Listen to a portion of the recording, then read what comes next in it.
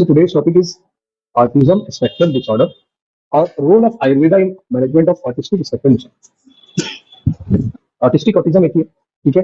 क्या क्या चीजें इसके अंदर देखनी है वो ज्यादा जरूरी है। जैसे ऑटिज्म है क्या? Neurodevelopmental and neurobehavioural disability described by Leo Kanner से 1943 के साइंटिस्ट, उन्होंने पहली बार इस चीज को जो है डिफाइन किया। Typically appears before first 3 years of the life, पहले 3 साल के अंदर आ जाता था और 20 to 30 children with a marked male predominance, ठीक है। मेल प्रेडोमिनेंस है, ठीक है, यहाँ पे प्रेडोमिनेंस है, ऐसा नहीं है कि मेल में है फीमेल में नहीं मिलेगा, मिलता है। उसके बाद ये बताया गया ऑटिज्म जो consist around the globe, consistent चारों तरफ एक ही जैसा होता है, ऐसा नहीं है कि एक पर्टिकुलर रीजन में होगा एक जगह नहीं होगा। फिर ये बोला गया कि इसको जो है कहीं ना कहीं कोई ना प्रैक्टिसिंग जो पीडियाट्रिशियन है उसको कभी ना कभी एक ऐसा ये दो केस जरूर मिलता है, ठीक है। इसकी प्रेवलेंसी इतनी ज्यादा है, belong to the group of developmental disabilities जो है उसके अंदर आता है। और जैसे सीपी है, मेंटल रिटार्डेशन है, लर्निंग डिसेबिलिटी है, एडीएचडी है, इसके अंदर ही इसको ग्रुप किया जाता है, belonging to the group of developmental disorder. सारे कौन से डेवलपमेंटल डिसऑर्डर, फंक्शनल जो डेवलपमेंट होता है वहां पे अगर प्रॉब्लम होती है तो उसको बोलते हैं। Etiology of autism is still not definitively, ऐसा कारण क्या है अभी भी ठीक से डेफिनेटली नोन नहीं है। क्या क्या चीजें होती है फीचर्स में, हम फीचर्स को और डिटेल में पढ़ेंगे, पहले यहाँ से देखते हैं। और रिलेशन क्या क्या चीजें हमारे यहाँ रिलेट कर रही थी, जैसे problem in verbal and non verbal communication. तो कम्युनिकेशन ज्यादा हमें क्या करनी होती है, वर्बल कम्युनिकेशन तो यहाँ पर बहुत कम होती है। जो भी चीजें होती है नॉन वर्बल कम्युनिकेशन, इशारों से बात करना, पानी चाहिए, ठीक है, ग्लास की तरफ इशारा करना, ठीक है। तो ऐसे इशारे तो, और कई बार ऐसे इशारे नहीं होते हैं, बच्चा परेशान होता है, कम्युनिकेट नहीं करता, प्रॉब्लम इज विद कम्युनिकेशन। तो यहाँ पे कौन सा माइलस्टोन गड़बड़ होगा, सोशल माइलस्टोन, है ना। सोशल माइलस्टोन इसके अंदर जो है ज्यादा इसमें अफेक्टेड रहता है। फिर प्रेफरेंस ऑफ सोलिटरी प्ले, तो अकेले ही खेलना चाहता है, ठीक है, वो नहीं चाहता है कि दूसरे इसके साथ खेले। पुअर आई कॉन्टैक्ट, ठीक है, आप आई कॉन्टैक्ट भी सही से नहीं कर पाएगा, ठीक है।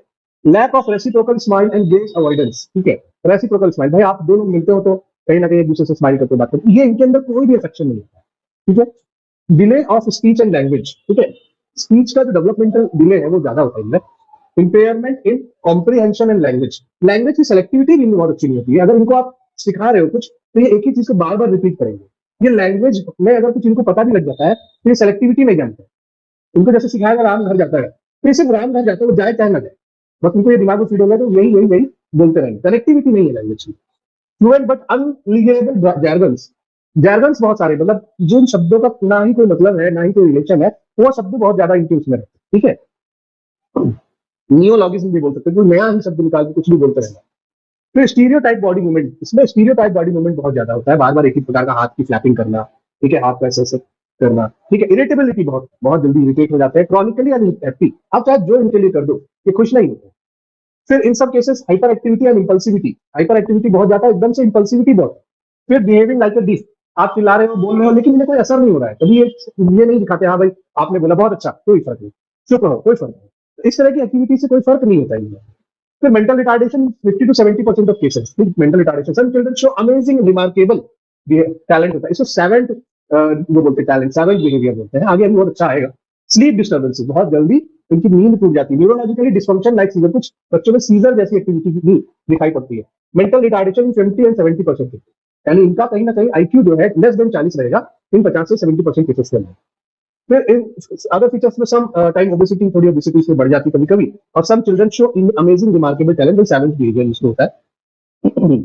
बहुत सारी थ्योरीज ऑटिज्म के ऊपर आई और चली गई। फिर त्रिदोषा कॉन्सेप्ट इसके अंदर हम यूज करते हैं, जहां तक जितने भी चीजें हैं वो रिलेटेड होती वात और कफ से, ज्यादा वात कुछ कफ, क्योंकि ज्यादातर हमारी जितनी भी इसमें चीजें फर्क आ रही है वो वात से ही संबंधित, वागति गंधनयो, ठीक है, संधान कर शरीर से, ठीक, ये सब जितने फंक्शंस जो है वो शरीरगत वात के वात कला अध्याय के अंदर बताए गए हैं, वो ज्यादातर यहाँ डिस्टर्ब मिलते हैं। ये क्या है, ये है एक्चुअली बहुत अच्छे से दिख रहा है, ये एम चैट। देखो हम जब भी बच्चे के पास आते हैं या बच्चे के से जो है एक मिलने का कोशिश करते हैं, बात करते हैं, तो हम हमारे पास एक स्क्रीनिंग टूल होना चाहिए कि भाई हम बच्चे को कैसे ये समझे। माँ बाप आकर के आपसे ये बोलते हैं कि सर बच्चा बोलता नहीं है, बच्चा बोलता नहीं है तो क्या हो सकता है, कई प्रकार की चीजें उसमें हो सकती है ना, कि भाई हो सकता है कि वो घर में अकेला ही रहता हो, जरूरी नहीं है ना। एक इन्वायरमेंटल इशू, आप किसी भी बच्चे को ऑटिज्म करके बोलना एक बहुत ही बड़ी बात होती है। उससे पहले आपको ये भी देखना पड़ेगा कि और कुछ फैक्टर्स तो उसके अंदर नहीं है, जैसे कि घर में अकेलापन होना, कोई मिलने जुलने वाला ना, उसकी फैमिली ही ऐसी रहती है, ठीक है। तो हमको कुछ एक स्क्रीनिंग चार्ट देने पड़ते हैं, जिसमें ये स्क्रीनिंग चार्ट इसको बोलते हैं एम चैट, ठीक है। एम चैट है ये, जिसमें ये स्क्रीनिंग टूल हमने आपको दिखाया है। इसका पिक्चर बहुत क्लियर नहीं है, मैं अपने पास से पढ़ देता हूँ, ठीक है। ये हिंदी में दिया हुआ टूल है, एम चैट जिसको बोलते हैं, ठीक है। एम चैट में देखो कुछ कुछ चीजें हम पढ़ाने की आपको कोशिश करते हैं। हिंदी में ये है, हम ये स्क्रीनिंग टूल पेरेंट्स को दे देते हैं। हम ये प्रैक्टिसिंग है, ऐसा नहीं है, ये सब थ्योरेटिकली नहीं बता रहे, ये प्रैक्टिसिंग है। हम ये पेशेंट को दे देते हैं और उसके पेरेंट्स को बोलते हैं, क्योंकि यहाँ कोई भी ऐसा इन्वेस्टिगेशन नहीं है जिसको हम कर ले। सीटी, अब तो चोट लगी हमको, सीटी कराया, ठीक है, सोनोग्राफी कराया, एमआरआई कराया, ये सब चीज बता रहे, ईएमजी करा लिया हमने, और ये यहाँ पे कहीं भी कुछ मिलता नहीं। तो यहाँ पे स्क्रीनिंग टूल्स काम आते हैं। तो अगर आप पढ़ोगे तो देखो ये दे क्या बच्चा आप दूसरी तरफ उंगली की तरह इशारा करता हुआ है, बच्चा उसकी तरफ देखता है, फिर क्या आपको वैसे लगता है कि बच्चा सुन नहीं पा रहा है, क्या आपको बच्चा कभी बनावटी या काल्पनिक खेल खेलता दिख रहा है, ठीक है। उसके बाद सवाल आता है, क्या बच्चों को आपकी उंगलियों के पास असामान्य तरीके से हिलाता है, क्या आपका बच्चा मांगने की मदद के लिए एक उंगली या तर्जनी का इशारा करता है, क्या आपके बच्चे में कोई दिलचस्प देखने पर दिखाने के लिए उंगली का इशारा करता है। तो इस तरह से कुछ सवाल ऐसे हैं जिनको 17-18 सवाल आप देख रहे हो, ठीक है। करीब 20 सवाल इसके अंदर हम पूछते हैं पेशेंट को कि भाई आप हमको ये बताओ कि आपके बच्चे में ये क्या क्या चीजें इसके अंदर यस आती है। तो देखो इसमें ऐसा नहीं है, हमको फर्स्ट ही कुछ चीजों से इशारा मिल जाता है कि ये बच्चे के अंदर समस्या है। जैसे देखते हैं क्वेश्चन नंबर 2, 5 और 12।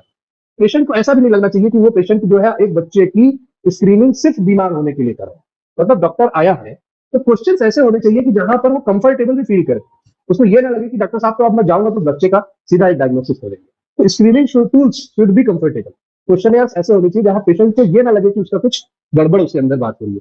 तो इसमें हम कुछ चीजें देखते हैं एमचैट के अंदर। जैसे क्वेश्चन नंबर 2, इसमें बोलता है क्या आप लगता है आपको बच्चा सुन नहीं सकता है, ठीक है। तो क्वेश्चन नंबर 2 है, इसका मतलब ये लगता पहले आपको इसमें आपको ये मिलता है 2 नंबर से कि हाँ बच्चा सुनता तो है, लेकिन कई बार जो है पेशेंट्स बोलते हैं कि नहीं बच्चा, हमें लगता है कि बच्चा सुन नहीं पाता, ठीक है, कभी कभी ऐसा लगता है, ठीक है। फिर क्वेश्चन नंबर 5, क्वेश्चन नंबर 5 बोलता है क्या आपका बच्चा अपनी आंखों के पास उंगलियों को असामान्य तरीके से हिलाता है, फ्लैपिंग करना, ठीक है। फ्लैपिंग करना जो है वो एक कार्डिनल फीचर है एएसडी का।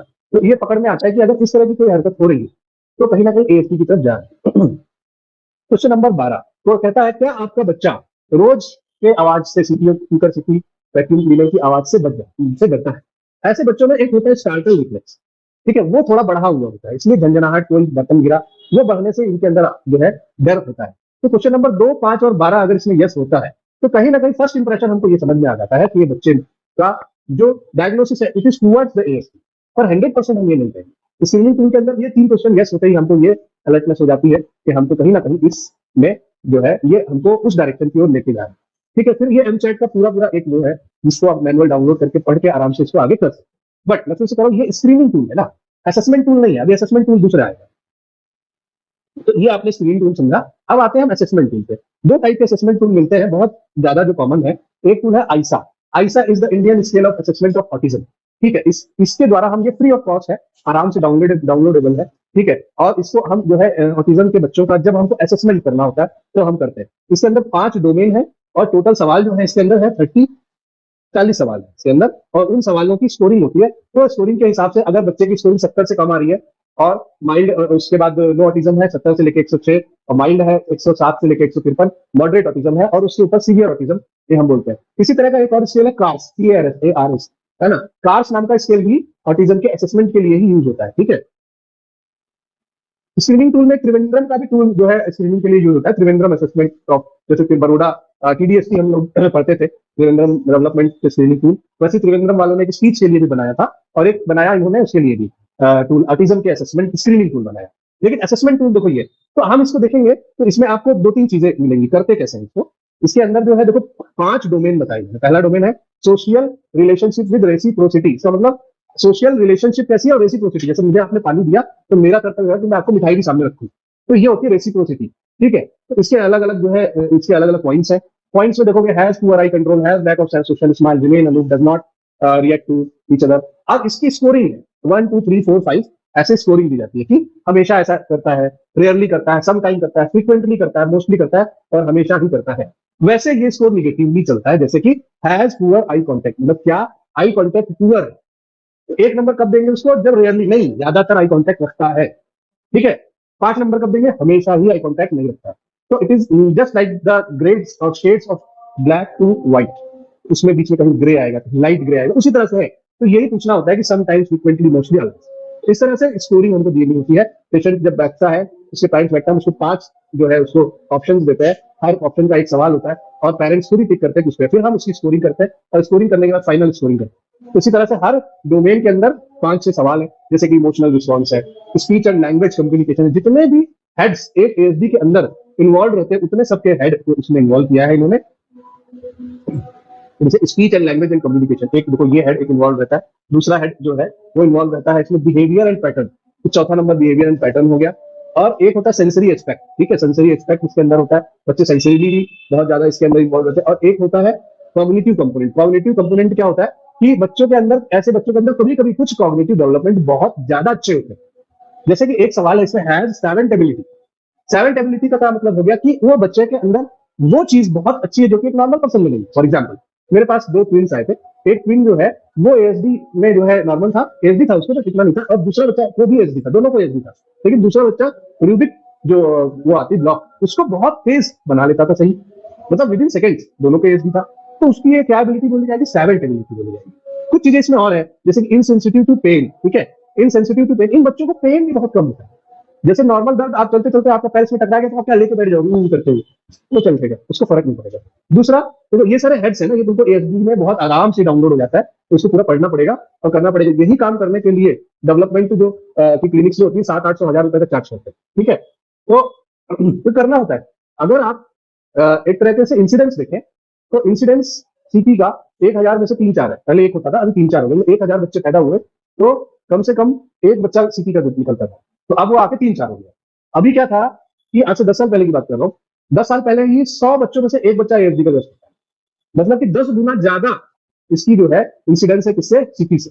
और जबकि सीपी के बच्चे आपको कितने दिख रहे हैं, एएसडी के बच्चे हमारे पास बीच में बहुत आए, फिर उसके बाद धीरे धीरे कम हो गए। हम चीजों को सुधारें, कहीं ना कहीं हमसे कमी हो रही है, मतलब हमने कुछ नहीं तो 10-15 बच्चों को उनको किया, ट्रीट किया, शायद एक्सपेक्टेड रिजल्ट नहीं मिल रहे होंगे, लेकिन फिर भी सुधार की प्रक्रिया तो जारी रहती है, ठीक है। अब बात आती है कि जो इंसिडेंस 100 में से एक का था, आज वो 50 में से एक होने लग गया। तो आप ये सोचिए कि कितना रैपिडली बढ़ रहा है। कुछ लोग कहते हैं कि एमआर की वैक्सीन लगाने की वजह से ऐसा हो जाता है, कुछ लोग कहते हैं कोविड की वैक्सीनेशन जो हुई उसके बाद भी डिलीवरी होनी शुरू हो गया। तो कहने की तो बहुत सारी सी पीछे टेक्नोलॉजी ढूंढी नहीं है। तो ये सारी चीजें आप पूरा अच्छे से स्कोरिंग करने के बाद जो है फिर उसको जो है आप क्या करते हैं, उसकी जो है स्कोर बनाते हैं और उसको मिड, माइल्ड, मॉडरेट और सीवियर ऑटिज्म में रखते हैं, ठीक है। बहुत सारी चीजें हैं, बिफोर कंसेप्शन में प्रकृति का दोष और इत्यादि, इसके ऊपर अगर कैसा प्रभाव रहा कंसेप्शन के टाइम, ये भी देखा जाता था। ठीक है, फिर उसके बाद किस दोष की अधिकता हो गई, क्या हो गया, ये सारा चीजें हैं। देखो शुक्र के ऊपर सूर्य का क्या प्रभाव पड़ा, इत्यादि इत्यादि है, ठीक है। गड़बड़ी परिचर्या ठीक से फॉलो नहीं करने पर हुआ। डेवलपमेंटल डिसऑर्डर का मेरे पास पूरी एक वो बनी हुई है, क्या चीजें हो सकती है, क्यों डेवलपमेंटल डिसऑर्डर्स आते हैं, क्योंकि आयुर्वेद में हर चीज बड़ी स्कैटर्ड है। उस स्कैटर्ड करके हमने एक बनाया हुआ है, उसको पिछली क्लास में पढ़ाया, तुम लोगों की क्लास नहीं बता पाया अभी, या छूट गई होगी उस समय, ठीक है। तो वो है डेवलपमेंटल डिसऑर्डर्स का, हमने उसमें डाला हुआ है, आप चाहें तो उसके अंदर आयुर्वेद प्रोस्पेक्ट वाले को देख ले, नहीं मौका लगेगा तो पढ़ा भी देंगे, ठीक है। तो वो डेवलपमेंट आखिर आयुर्वेद में कैसे हर चीज में दिखा, उस जब तक आप वो नहीं जानोगे तब तक आप जो है उसका जो है ट्रीटमेंट नहीं कर पाओगे, इसलिए जानना जरूरी है। तो मैंने कहा भाई गड़बड़ी परिचर्या के समय भी गड़बड़ी हुई, जिसके कारण ऑटिज्म जैसी चीजें आई। ये कुछ रूल्स ऑफ वो भी है, क्या क्या आप कर सकते हो उसके अंदर। फिर लीजन ऑफ एमआई गडला, कहाँ कहाँ पे प्रॉब्लम होती है एमआई गडला के रीजन में, इससे इशू होने के बाद इस तरह की प्रेजेंटेशन आती है। न्यूरो इमेजिंग स्टडीज ने बताया कि एमआई गडला जो है हमारे दिमाग का वो ज्यादा एक्टिवेटेड रहता है रिकॉग्निशन और उसके लिए, और यहीं पे जो है डेफिशिएट कोई प्रॉब्लम होती है तो ऑटिज्म होता है, ठीक है। फिर वात प्रकोप, इसमें लिम्बिक सिस्टम का काम ज्यादा होता है और वात प्रकोप इसके अंदर दिखाया गया है, ठीक है। और फिर उसके बाद एएसडी माइलस्टोन के अंदर इसमें स्पेशली जो माइलस्टोन है, सोशल माइलस्टोन का ज्यादा इसके अंदर रोल रहता है। काउंसलिंग में इसमें मेन चीज हमें सबसे चिकित्सा का काम इसमें ज्यादा होता है, तो इसमें एजुकेशनल, बिहेवियरल और मेडिसिनल थेरेपीज चलती हैं। एजुकेशनल के अंदर पेशेंट को एजुकेट करना, बिहेवियरल थेरेपी के अंदर बच्चे के जो भी सेंसरी इश्यूज है, बिहेवियरल इश्यूज है, उनको एड्रेस करना। मेडिकल थेरेपी के अंदर हमको मेड औषधियां देना, उसके बाद पंचकर्म जैसे शिरोधारा, नस्य, ये सारी चीजें चलाना, ठीक है। फिर स्पीच बिहेवियर फिजिकल थेरेपी जो है उसको कैसे हम यूज कर सकते हैं, तो जो अभी आजकल रिहैब सेंटर्स होते हैं उनके अंदर ये बहुत ज्यादा चलता है, स्पीच थेरेपी, बिहेवियरल थेरेपी, ये सारी चीज बच्चों को करवाई जाती है, ठीक है। ऑक्यूपेशनल थेरेपी, मेडिकल थेरेपीज के अंदर जो है शोधन श्रवण चिकित्सा, मेद्य रसायन, शिरोधारा, वस्तु, इनका रोल बहुत अच्छा होता है, और हम इसका ट्रीटमेंट जस्ट लाइक उन्माद की तरह करते हैं। Before when I was in UG, तो मैं ये कभी समझता नहीं था, तो मैं अपना पर्सनल एक बता रहा हूँ कि हमने कभी उन्माद का पेशेंट नहीं देखा। हम तो उन्माद के पेशेंट समझते थे कि मैनिया होता होगा भाई, ठीक है, मैनिया जैसे पेशेंट्स देखे हमने जिनका जो है थोड़ा सा मेंटल बिहेवियर अलग हो जाता था, पर कभी भी ये नहीं सोचा था कि बच्चों में ऐसी चीजें मिलेंगी। और रियली एएसडी के केसेस में ऐसे ही प्रेजेंटेशन मिलते हैं जैसे उन्माद की प्रेजेंटेशन दिए हुए, ठीक है। फिर कौन कौन सी दवाएं यूज हो सकती है, जैसे मंडूक पर्णी, अश्वगंधा। मंडूक पर्णी का मैंने बताया था कॉग्निटिव बिहेवियर का रोल बहुत अच्छा है। इसी तरह अश्वगंधा रीजनरेटिव प्रॉपर्टी, जब सीपी पढ़ा रहे थे तो हमने बताई थी ये बात। फिर जटामानसी, ब्राह्मी, मंडूक पर्णी, अश्वगंधा, ये सब इनके जितने भी एविडेंसेस है ये सब भी कोटेड है। त्वचा, पिप्पी, यष्टि मधु, कपिकक्षु, इन सब का रोल बताया गया है, ठीक है। लर्निंग कॉग्निशन के अंदर जटामानसी, ब्राह्मी, मंडूक पर्णी, बच्चा, रुचि और यष्टि मधु, इनका रोल बताया है। ठीक है। तो इसके अंदर इस तरह से गर्भोपघातर भावों इन सबके ऊपर थोड़ा ध्यान देना चाहिए। जेनेटिकल डिसऑर्डर है तो धीरे धीरे हमको कॉन्सेंगुइनस मैरिज है ना, अतुल्य विवाह, ये सब इत्यादि पे ध्यान देना चाहिए। ठीक है, कुछ एक वीडियोस हैं जिसमें हम ये समझेंगे कि एक्चुअली एक एएसडी का केस है जो बहुत अच्छा हमारे पास चला, मतलब विद इन 4 to 5 years ही हमारे पास केस रहा। ठीक है, अगर आप लोगों को याद हो। ठीक है, तो उसकी वीडियोस हमने सब कलेक्ट करके रखे हुए हैं। इस तरह की शाउटिंग करना, बच्चों में अपने ही खिलौनों में मस्त रहना। ठीक है, देखो आवाज रेगुलरली, ये बच्चा बहुत ठीक हो गया था, बस एक जो शाउटिंग थी वो ठीक नहीं हो पाती। बहुत कोशिश करी हमने, बहुत सारी ये जो फ्लैपिंग आप देख रहे हैं, ये सब फ्लैपिंग जो है ना, ये है इसका। ठीक है,